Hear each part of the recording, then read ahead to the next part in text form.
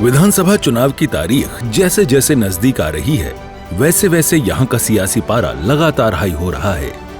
इसे लेकर सियासी सरगर्मियां भी तेज हो गई हैं। राज की बात में कार्यवाहक मुख्यमंत्री नायब सैनी ने शिरकत की।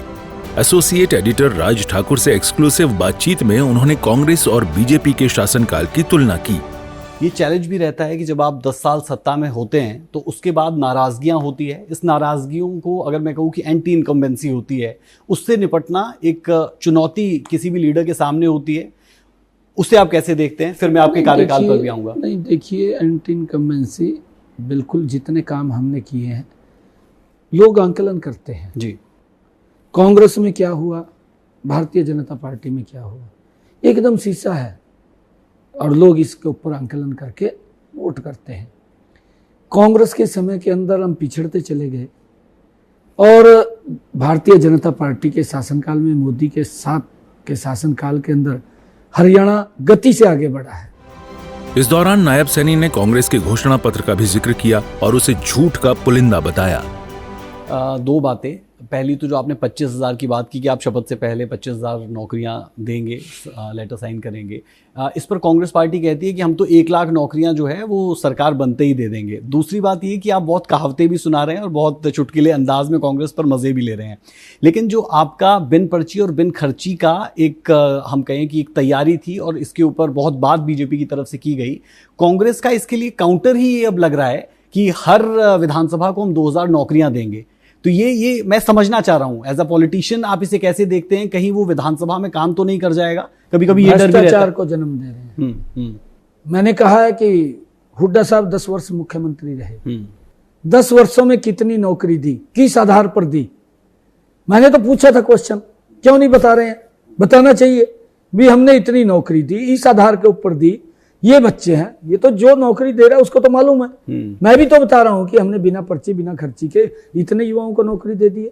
इनको कोई दिक्कत है? ये बताएं तो।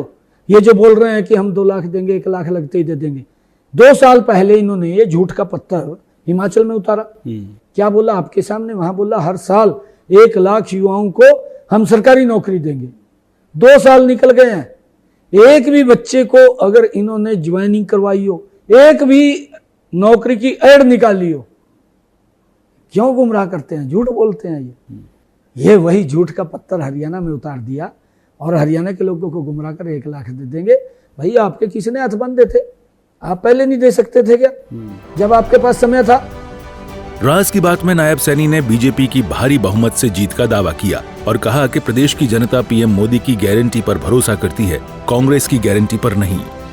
कितने काम जो गरीब व्यक्ति को दिए हैं, हमारी सरकार ने दिए हैं। गरीब के घर के अंदर शौचालय दिया,